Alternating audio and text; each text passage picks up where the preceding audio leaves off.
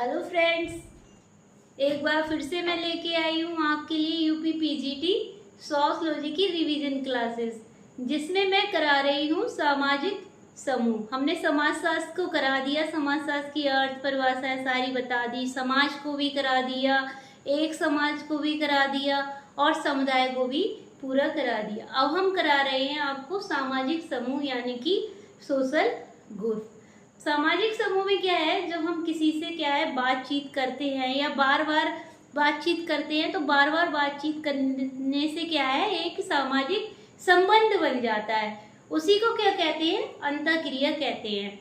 और उसी से क्या है हमारे एक समूह का निर्माण होता है। जब हम किसी से बातचीत करते हैं, किसी उद्देश्यों के लिए के बातचीत करते हैं, तो क्या है एक संबंध बन जाता है और वो संबंध ही क्या हो जाता है, हमारा समूह का निर्माण हो जाता है। इसी के बारे में हमने कल आपको सामाजिक समूह की क्या बताई थी, परिभाषाएं बता दी थी। आज हम आपको सामाजिक समूह की कुछ विशेषताएं लेके आए हैं। टॉपिक जो है विशेषताएं वो छोटा टॉपिक है, और कल जो हम लेके आएंगे वो सामाजिक समूह का क्या है वर्गीकरण, और वर्गीकरण के किन आधारों पे वर्गीकरण किया गया है, मतलब वर्गीकरण के कुछ आधार हैं। तो काफ़ी बड़ा टॉपिक हो जाएगा, बड़ी वीडियो हो जाएगी। तो आज ये ज़्यादा देर की नहीं है, छोटी सी ही क्लास है। ठीक है, हम देखते हैं। कल ये था, कल की क्लास में एक परिभाषा थी, वो आ नहीं पाई थी बोर्ड पे, तो आज हमने उसके लिए लिख दिया है। ये क्या है कि ये कह रहे हैं, कल की परिभाषाओं में हम आपको थोड़ा सा याद दिलवाना चाहते हैं। मैकाइवर ने क्या कहा था, जब दो या दो से अधिक व्यक्ति क्या करते हैं, सामाजिक संबंध बनाते हैं। जब दो या दो से अधिक व्यक्ति बात करते हैं तो क्या होता है, सामाजिक संबंध का निर्माण होता है। तो ये किसने कहा था, मैकाइवर ने कहा था। एक व्यक्ति है आर्गन तथा निम्कॉफ ने कहा था कि जब दो या दो से अधिक व्यक्ति क्या करते हैं, बातचीत करते हैं, दो या दो से अधिक व्यक्ति बातचीत करते हैं, और क्या बातचीत के बाद क्या उनपे प्रभावित करते हैं, उनपे जो प्रभाव पड़ता है उसी को क्या कहते हैं हम, उसी को इन्होंने क्या बताया, समूह का निर्माण बताया। और एक थे मर्टन, तो मर्टन ने क्या बताया था, समूह निर्माण के लिए तीन बातों का होना जरूरी बताया था। एक तो क्या बताया था व्यक्तियों का समूह। पहली बात बताई थी इन्होंने व्यक्तियों का समूह।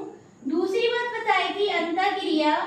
अंतःक्रिया कैसे होगी, अंतःक्रिया होगी जब हम किसी से बार बार बात करेंगे, बार बार क्या है संबंध बनाएंगे, बार बार बात करेंगे, वो क्या हो जाएंगे, सामाजिक संबंध हो जाएंगे, और इन्हीं को हम क्या कहेंगे, अंतःक्रिया कहेंगे। तो पहली बात इन्होंने बताई थी कि व्यक्तियों का समूह जरूरी है, बिना व्यक्तियों के तो समूह बनेगा ही नहीं।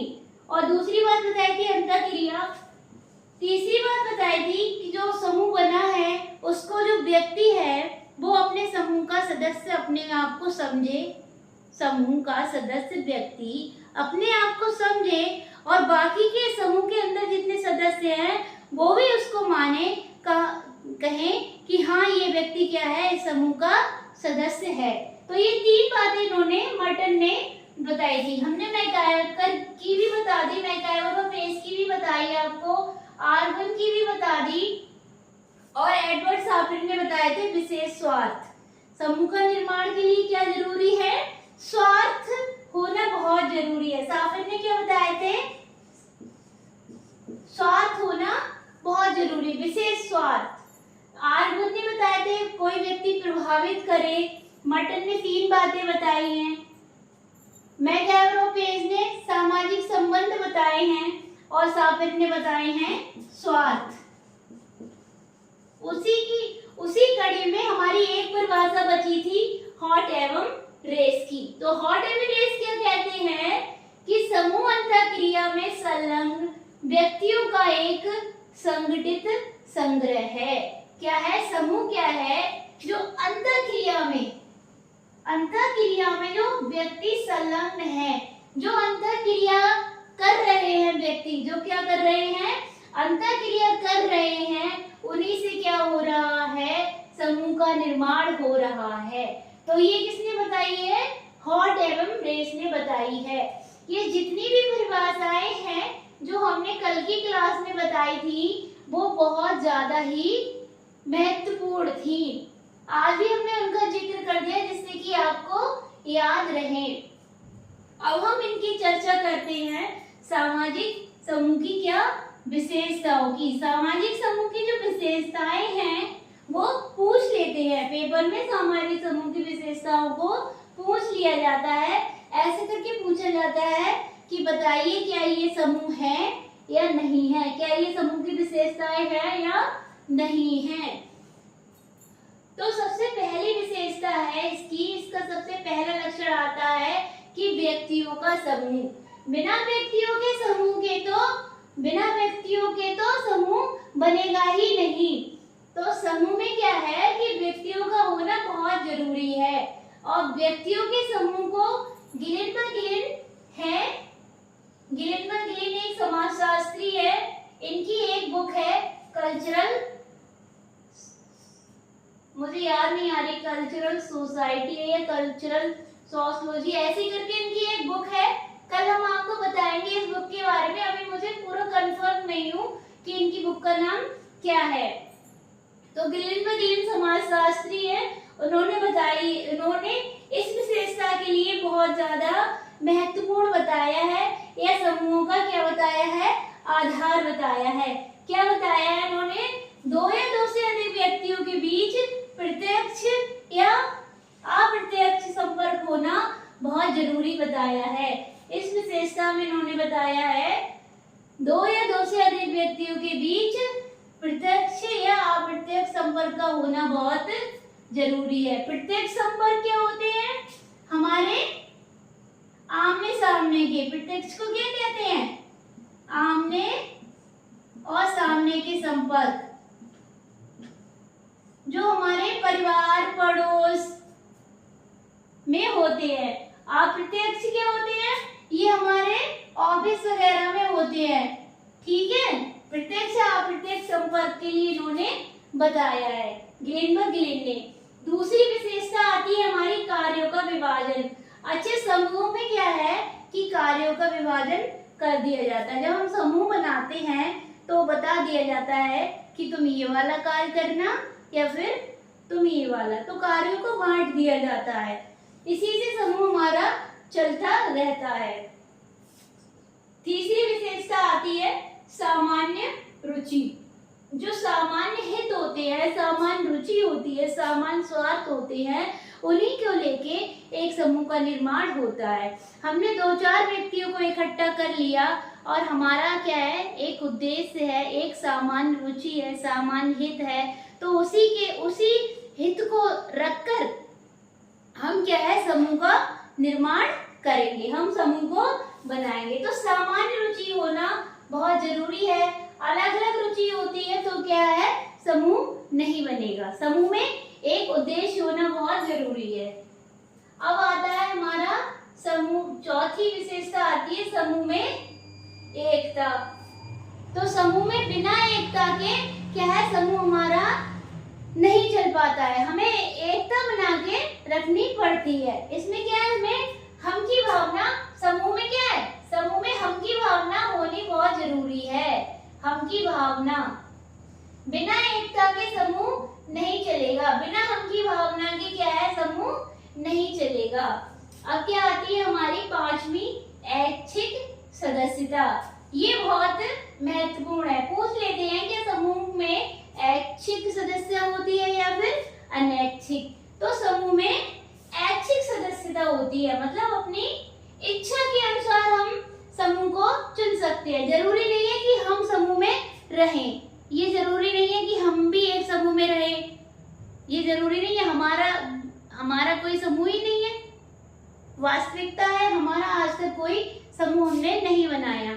समूह से क्या है, हम अपने उद्देश्यों को पूरा करते हैं। तो इसमें क्या है कि ऐच्छिक सदस्यता जरूरी है, क्योंकि समूह में क्या है कि हम अपनी इच्छा के अनुसार समूह में शामिल हो सकते हैं। अब हमारी छठी क्या आता है, छठी विशेषता आती है स्त्रीकरण। स्त्रीकरण में क्या होता है कि समूह में कुछ पद होते हैं कि ये वाला पद तुम ले लो, ये वाला तुम, कि अध्यक्ष का तुम ले लो, या फिर उसके नीचे का तुम ले लो, कोषाध्यक्ष का कोई ले लेगा। ऐसा करके समूह का पदों का विवरण होता है, यानी कि ऊंच नीच की एक व्यवस्था होती है। इसी को क्या कहते हैं, स्त्रीकरण कहते हैं। स्त्रीकरण का एक, सामाजिक स्त्रीकरण का एक अपने में क्या है टॉपिक है, वो हम आपको बाद में कराएंगे, क्योंकि हम शुरू से लेके चल रहे हैं। जो जो टॉपिक आते जाएंगे हम आपको कराते हुए चले जाएंगे। तो अभी आप बस इतना ही समझिए कि स्त्रीकरण में क्या है, पदों का क्या होता है, ऊंच नीच के उसमें बंटवारा कर दिया जाता है, बांट दिए जाते हैं पद। तो वो ही क्या होता है, स्त्रीकरण की एक व्यवस्था होती है। सातवां आता है हमारा सामूहिक आदर्श। अच्छा, हर एक समूह के क्या है, अपने एक आदर्श होते हैं, जिसमें क्या है, कानून होता है, उसके अंदर परंपरा होती है, हर समूह की एक आदर्श होता है। और क्या ऐसी प्रथा वगैरह सारी समूह के अंदर क्या होते हैं, एक उनके अपने आदर्श होते हैं, प्रतिमान कहते हैं उनके लिए, ऐसी सब होता है। तो ये क्या होते हैं, उनके आदर्श होते हैं। तो हमें वो भी मानना चाहिए, तभी हम अपने समूह को आगे तक बढ़ा पाएंगे। तो सामूहिक आदर्शों को हमें मानना चाहिए समूह के अंदर। अब आता है आठवीं विशेषता आती है स्थायित्व। अच्छा, एक बात ये होती है कि समूह का काम होता है कि हमारा काम पूरा हुआ, हमारे जो उद्देश्य है वो पूरे हुए और समूह समाप्त हो गया। लेकिन क्या है कि ऐसा नहीं है कि आज हमने समूह बनाया कल समाप्त हो गया, ऐसा नहीं है। समूह के अंदर भी क्या है, स्थायित्व बना रहता है, काफी लंबे समय तक क्या है, समूह चलता रहता है। तो क्या है, तो समूह के अंदर क्या है, स्थायित्व बना रहता है। ऐसा नहीं है कि आज बनाया कल टूट गया। अब क्या है, समझौता। समूह के अंदर भी क्या है, समझौता होता है। समझौता ऐसे कि जैसे कुछ नियम है, कुछ कानून है, कुछ ढांचा है, ये सारे समूह के अंदर सारी चीजें होती हैं। अब हमारी 10वीं आता है निकल के, 10वीं विशेषता आती है कि समूह के अंदर क्या होता है, एक ढांचा होता है। समूह का भी एक ढांचा होता है, जिसके अनुसार क्या है, समूह कार्य करता है। अब आता है हमारा सामाजिक संबंध। तो समूह के अंदर क्या है, हमारे व्यक्तियों से क्या है, सामाजिक संबंध बन जाते हैं।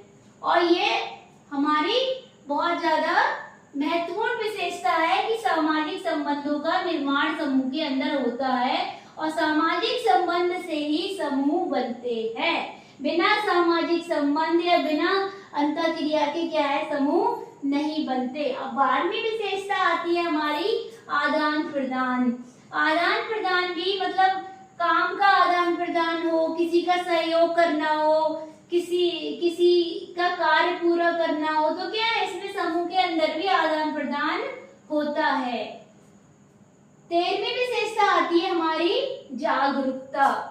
समूह के अंदर भी जागरूकता होनी चाहिए, या समूह के अंदर जागरूकता होती है। बिना जागरूकता के समूह क्या है, वहीं का वहीं रुक जाता है। नए नए विचार भी हमें रखना चाहिए समूह के अंदर, लोगों के नए नए विचार भी आते हैं कि कोई ऐसा कार्य करो तो समूह और आगे चलेगा, या हम समूह का अपने जा जाके गांव गांव में प्रचार करें, तो भी क्या है, उसे क्या कहते हैं, जागरूकता कहते हैं।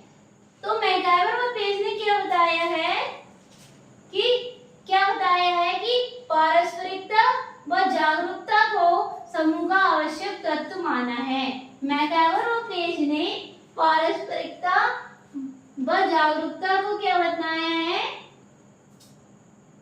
समूह का आवश्यक तत्व माना है। बताया है किसने, मैकाइवर पेज ने बहुत आवश्यक तत्व माना है। आज हमने आपको ये विशेषताएं करा दी और कल की क्लास में हम समूह का क्या लेके आएंगे, वर्गीकरण लेके आएंगे उनके आधारों के साथ में। आज की क्लास यहीं पे खत्म होती है। धन्यवाद।